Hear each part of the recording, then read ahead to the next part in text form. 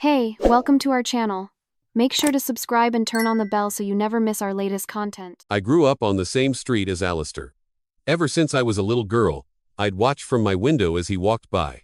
Always surrounded by friends, always smiling like he was the center of the world. He was the kind of kid everyone wanted around. He had charm, good looks, and a confidence that wasn't taught.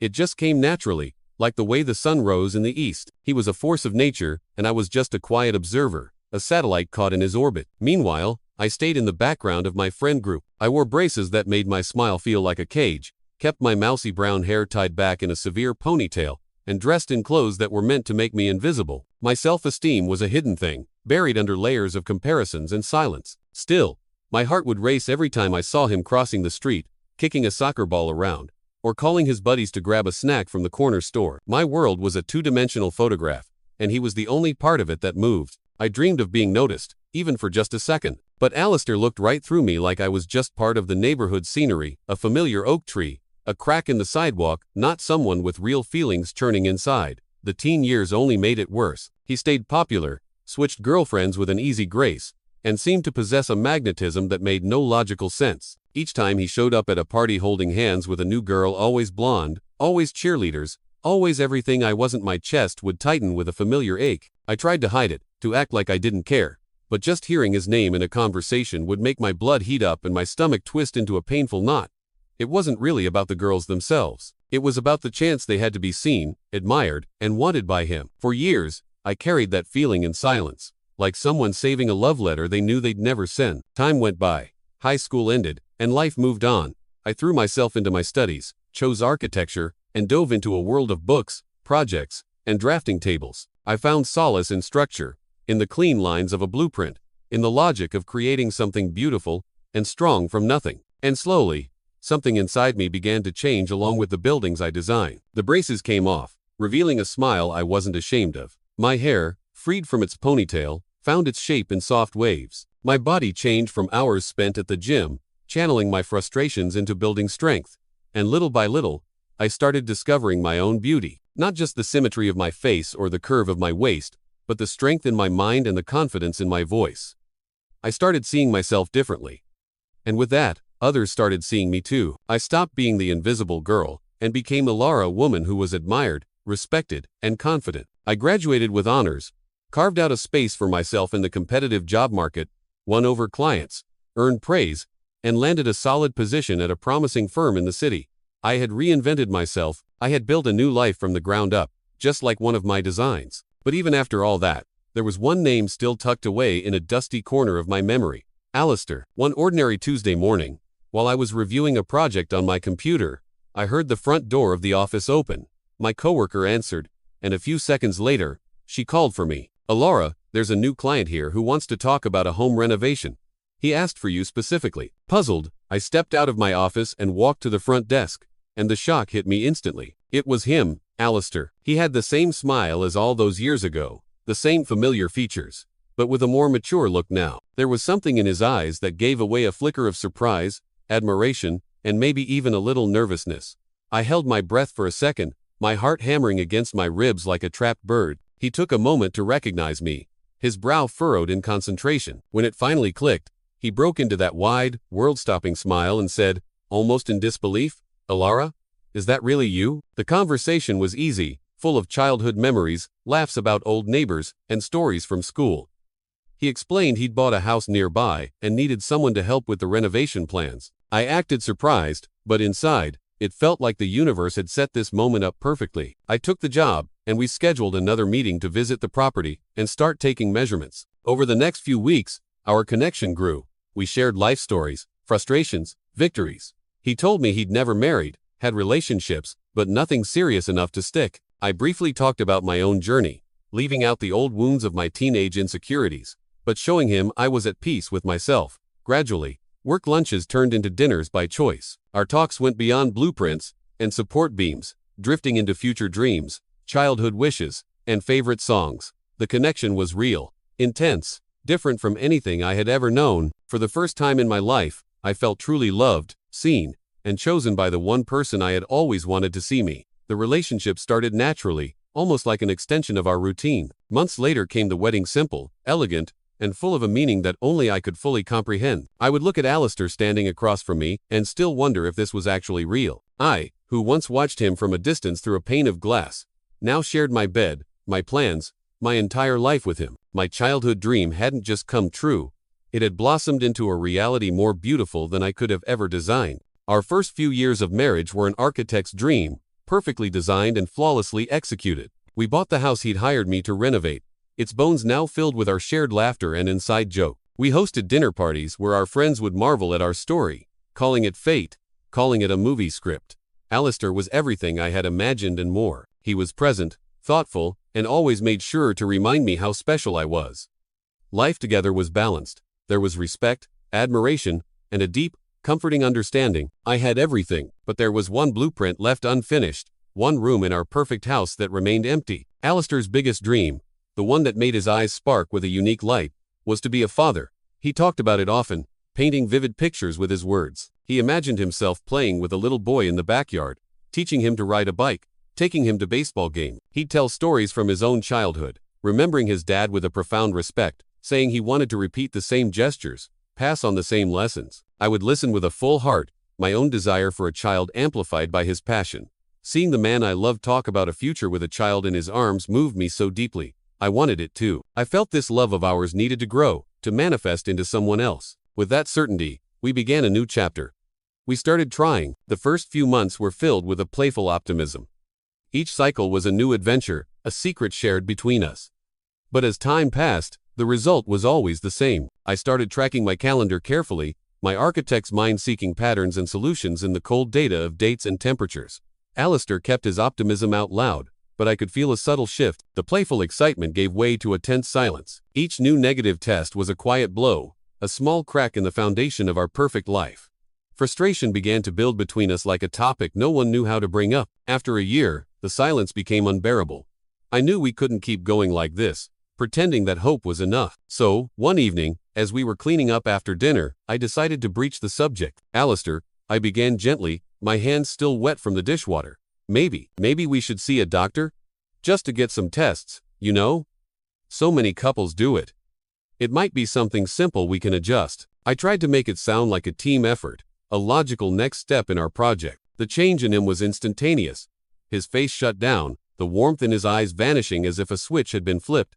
He put down the dish he was drying and turned to me, his voice low and sharp. "Do you think I'm not man enough to give you a child?" The question echoed in my head for days.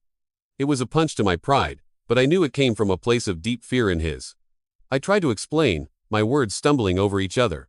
"No, of course not. That's not what I mean. It's just a precaution, a step. It's about us, not you or me. It's not an accusation." But Alistair stayed firm, his jaw set in a stubborn line. He believed we just needed to wait, that nature would do its thing in time. And behind that confident front, I saw a fear he couldn't admit, not even to himself. The idea that there might be something wrong with his own body, with his very masculinity, hurt more than anything else. Time passed. The months piled up like a stack of failed attempts. I kept tracking my cycle, eating right, avoiding anything that might interfere. But with each new negative test, the silence between us grew. Alistair stopped talking about babies. He avoided the subject entirely.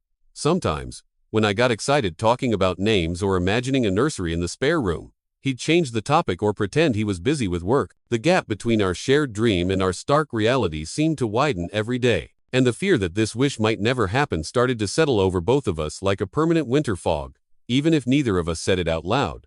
Our perfect house had become a home for a silent, growing despair. The loneliness was the worst part.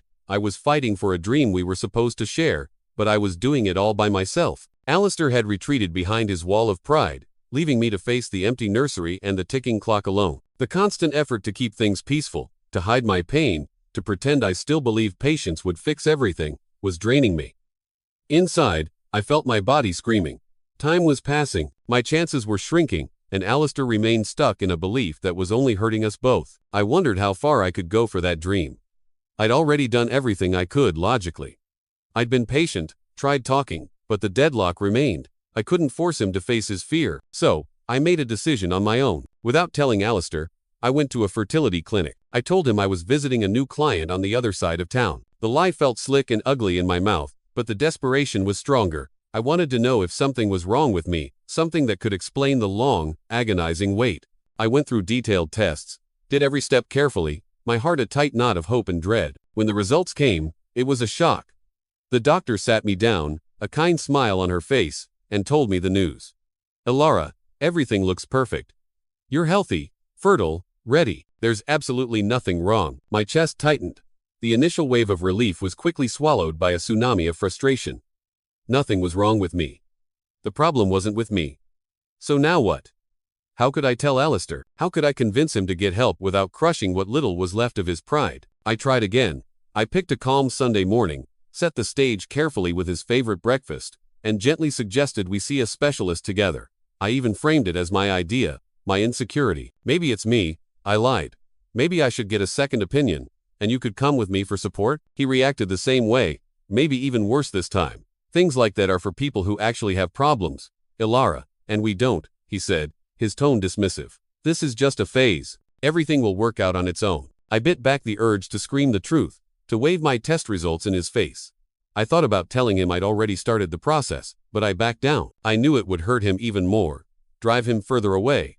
I chose to protect him, even if it meant carrying the weight of this loneliness all by myself. In the quiet of the nights that followed, while Alistair fell asleep early, exhausted from a stress I couldn't help him with, I would research. I fell down rabbit holes of internet forums, watched videos, and read stories of other women in similar situations. It was in this lonely, desperate dive into the digital world that an alternative appeared. At first, it seemed crazy, an absurd, unthinkable thought. But over time, as my desperation grew, it started to feel like an answer. If Alistair wouldn't accept help, and if I was healthy, maybe I could get pregnant with another man. Not just any man, someone who looked like Alistair, similar height, brown hair, familiar features. The idea started as a whisper, then became a logical exercise in problem solving, and finally, a desire I found myself feeding more often than I wanted to admit. It wouldn't be cheating for pleasure, I told myself. It wouldn't be an emotional search. It was a desperate plan driven by love.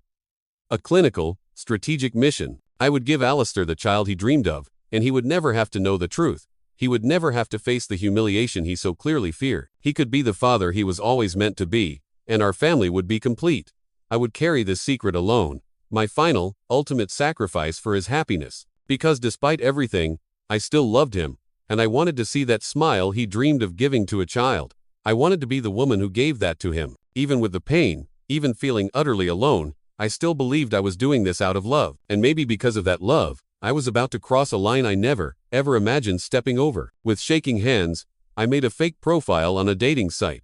I filled it out carefully, using generic photos I found online, and began filtering for men who looked like Alistair. The plan, day by day, was taking shape. Setting up the first date was harder than I thought. I hesitated for days, my finger hovering over the confirm button. But one ordinary night, while Alistair was in the shower, humming a tune from the radio, I confirmed the date and left with some made-up excuse about a late-night work emergency. The meeting was quick, held in a dimly lit, anonymous bar downtown. Small talk, tension in the air. The man looked vaguely like Alistair, but the resemblance was superficial. He lacked the warmth, the spark in the eyes. I came home that night feeling like I'd done something deeply, irrevocably wrong, but also with a strange sense of relief. I had taken the first step. After that, more dates followed. Each one was easier than the last. What had started as a cold, calculated plan began to awaken forgotten feelings inside me. The adrenaline of the secret, the risk of being caught, the look in a stranger's eyes who desired me without complication. Without realizing it, I drifted from my original mission. I started giving more than I should: a longer conversation, a shared laugh, a touch on the arm. The reason I started was still there, a constant hum in the background, but it wasn't the only reason anymore. I was hooked on feeling alive again, on breaking the suffocating routine, on escaping the role of the wife who smiled through her silent pain. The dates became more frequent. I started picking specific clothes for these nights, paying attention to details Alistair didn't even notice anymore. Every time I came home, washing the smell of another man's cologne from my skin, I swore it would be the last. But the next day, I'd find myself answering messages and accepting invitations like it was part of a new, secret identity. Over time, I lost control. It wasn't just about a man who looked like Alistair anymore. It wasn't just about trying to get pregnant. It was another life, a parallel world where I felt free from all the pressure, all the disappointment. I perfected the act. I remained the devoted wife at home, present, attentive, caring. I did the grocery shopping, made his favorite dinners, praised his projects at work, but inside, I was torn in two. There were days I would cry alone in the bathroom, staring at my reflection and trying to understand how I had gotten here. Other days, I felt powerful, like I could manage two worlds and still keep everything under control. The addiction wasn't just in the meetings themselves, but in the well-kept lie, in the secret I guarded so skillfully. Even with all that, there was still love. I didn't hate Alistair, quite the opposite. I still cared for him, still admired him, still saw in him the man I'd loved my whole life. But my anger over his refusal to get help mixed with the frustration of being alone in our dream. And that toxic mix created a space, a void, that other men started to fill. But unlike what I had imagined, none of them offered the solution I was looking for. Each meeting was just another failed attempt to make sense of the inner chaos that was eating me alive. I wasn't getting pregnant. I was just getting lost. That's when chance, in its cruelly ironic way, stepped in. A coworker of Alistair's recommended a new restaurant. Small, quiet, great food, not too busy. Alistair, tired from a long week, agreed. He wanted a calm place, no rush. He wanted a quiet, romantic evening with his wife. The wife he thought he knew. We arrived at the restaurant a little after 8. The hostess led us toward our table. Before we even fully stepped into the main dining room, Alistair stopped dead in his tracks. His hand, which had been resting on the small of my back, fell away. His eyes were locked on one of the corner tables. My heart stopped. I followed his gaze, and there he was, the man from my last date, waiting for me. He had arrived early. For a few seconds that stretched into an eternity, the world went silent. The clinking of silverware, the low hum of conversation, it all faded away. There was only the sight of Alistair's frozen expression, the blood draining from his face as he looked from the man at the table, back to me. His friend, who was with him, understood in an instant. He patted Alistair's shoulder, muttered something, and quietly left. The man at the table, seeing the unfolding drama, stood up and left quickly, saying nothing. I remained seated, stunned, staring at Alistair like I couldn't believe this was happening. It was a scene from a nightmare, one I had played out in my mind 1,000 times but never truly believed would come to pass. Alistair walked over to my table, but he didn't say a word. He stared at me for a few long, agonizing seconds, his eyes filled with a mixture of confusion and a pain so deep it was terrifying. Then, he just turned and walked to the car. I followed, my legs shaking so badly I could barely stand. We got in without a single word. The drive home was the most suffocating 20 minutes of my life.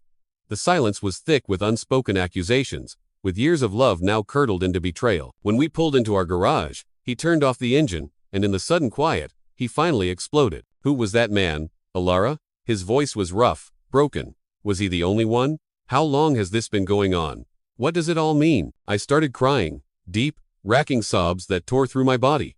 I tried to explain, but the words came out broken, tangled in my guilt. When I finally managed to speak, I told him everything. I told him it all started because of our dream, that I wanted to give him a child, that I got tested and found out there was nothing wrong with me, and that the problem was with him, but he never wanted to listen. I told him it all got out of control, that the meeting started as a plan but turned into something else, something ugly I couldn't stop. Alistair, in shock, asked the question I dreaded most. How many? How many have there been? I was crying so hard I couldn't answer. The pain on his face was worse than any scream. The silence that followed was the cruelest sound I had ever heard. And there, in that car, parked in the garage of the home we had built together, everything we had ever built started to fall apart. Not with loud drama, but with the crushing weight of too many truths, born from years of pretending. When we finally got inside, Alistair just looked at me, his face a mask of cold emptiness. Pack your things, Alara, and leave. His voice was flat, no yelling, no loss of control, but it carried a tone sharper than any shout. I tried to say something, to explain again, but he wouldn't let me. He just repeated the sentence, this time looking me straight in the eyes. Leave. I went upstairs with shaky legs, crying so hard I could barely see what I was putting in my suitcase. Each folded piece of clothing felt like it weighed 100 pounds. Each step out of our bedroom felt like I was carrying a piece of my life away. As I left, I tried to look at him one last time by the door, but Alistair kept his eyes fixed on some distant point, refusing to give in to my silent plea for mercy. It was like a part of him had died right there in that restaurant, and I was the one who had killed it. I went to a friend's place with just a few clothes and the overwhelming feeling that I had destroyed everything. For days, I lay in bed, switching between fits of uncontrollable crying and long, vacant silences. I tried writing messages to Alistair, drafting them and deleting them over and over. Every attempt to justify myself felt emptier than the last. I knew there was no excuse that could erase the betrayal, even if it had started with an intention I once swore was love. When I finally managed to gather the courage to ask for a conversation, Alistair refused. His reply came through his lawyer. Any contact should go through the proper legal channels. That hit even harder than his silence. I knew he was hurt, but I never imagined he could be so cold, so clinical. The sweet, loving man I had married was completely gone. In his place was a stranger, wounded and distant, who just wanted to erase me from his life. The divorce went quickly. Alistair didn't want to drag anything out. He told my lawyer I could take my personal things and whatever I needed to start over, but he didn't want to talk, didn't want to see me. I followed along like a ghost, signing papers without really reading them. Everything that represented years of building a life together became a stack of documents, stamps, and signatures. The marriage certificate was replaced with another, officially ending our union. When the final envelope arrived, I stared at it for minutes before opening it. It was the most painful full stop of my life, a period I had put there myself, even as I kept telling myself it was all because of love. I heard through mutual friends that Alistair threw himself into a new routine. He changed his commute to work, avoided the places we used to go, and pulled away from our shared circle of friends. He preferred silence over reliving the restaurant scene, or worse, remembering my words in the car, my confession that it all started because I wanted to fulfill his dream. That tore him apart. He didn't know which was worse, being deceived by my actions or being the reason my love had twisted into such a desperate, destructive thing. For weeks, he carried that duality. He felt anger, but also guilt. For a long time, he avoided any kind of relationship.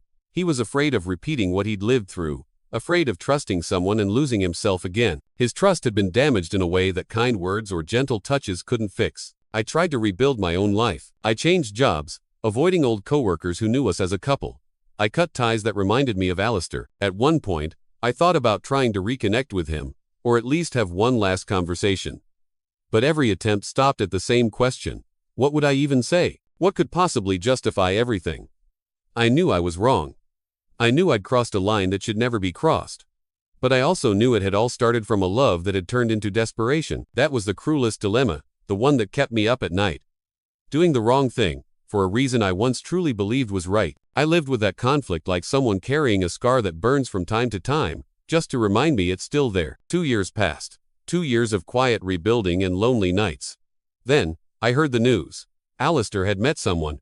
Her name was Chloe. A friend told me she had a calm energy, a simple way of seeing life, a smile that didn't need explaining. They had gotten to know each other slowly, carefully, like two people who didn't want to rush rebuilding what had once been broken. She understood his silence, respected his limits, and little by little, became a part of the life he was starting to believe he'd never have again. And then came the final blow, the one that shattered the last bit of my misguided hope. Chloe was pregnant. The news reached me through a text message from a mutual friend, a simple congratulations to Alistair and Chloe, attached to a picture of them, her hand resting on a small, unmistakable baby bump. For a moment, I couldn't breathe. It felt like the floor had dropped out from under me. All my justifications, all my desperate actions, had been built on one single, flawed premise, that the problem was with him. And now, in one smiling photograph, that entire foundation crumbled into dust. I later learned from that same friend that the news had been a shock for Alistair, too. My words from that terrible night in the car, "The problem is with you," had echoed in his head. He had frozen, unsure how to react. He sat down with Chloe and told her everything, every last detail, from our failed attempts to the discovery of my secret meetings. He opened up completely, not as an excuse, but as a way to share the burden he was carrying. She had listened in silence, and by the end, she was crying. But she stayed. She held his hand, and told him that she wouldn't pay for my mistakes, that she trusted him, and that they would face this new chapter together. With that gesture, she had reignited something in him I thought was lost forever. The baby was born on an ordinary morning in spring. A son. I couldn't help but imagine Alistair in that hospital room. I pictured him hearing the baby's first cry, a sound that would fill a space in his heart that had been empty for years. I imagined him reaching out to hold his son, hesitating for a moment, and then seeing his own reflection in a face just minutes old, the features, the shape of the eyes. That would be the moment that silenced any lingering doubt, any echo of my desperate lie. It was his son, the son I had tried to give him in every possible wrong way. One day, while sorting through some old boxes I still kept in my closet, I found a letter I had written to Alistair months after the divorce. A letter I had never sent.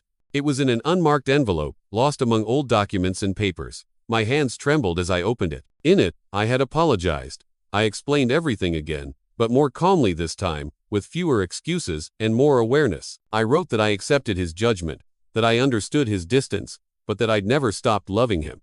I said I didn't want to get back together, that I didn't expect forgiveness. I just wanted him to know that despite everything, I still believed he'd be the best father in the world. The letter ended with a line that now felt like a prophecy. If this ever happens, if some woman gives you what I couldn't, just promise me you'll be everything I always knew you could be. I folded the letter and put it back in the box. There were no more tears, no more anger. There was just the quiet, hollow confirmation of what life had already shown me, that sometimes, people mess up horribly while trying to do the right thing. That love, as strong as it is, can get lost if it walks a desperate path alone, and that some destinies are shaped the right way, even after so many wrong steps. I see pictures of him sometimes, on the fringes of social media, Alistair, Chloe, and their little boy. He looks happy. He looks like the man I saw through my window all those years ago, the center of his world, smiling. He has his dream. My future is something I am still designing, day by day. It's a clean slate, with no guilt, no debt, but also without the love that once defined my entire existence. And in the quiet moments, I understand the true, painful meaning of everything I lived through. Some pains never really go away. They just make room for something else. For him, they made room for a new beginning. For me, they just made room.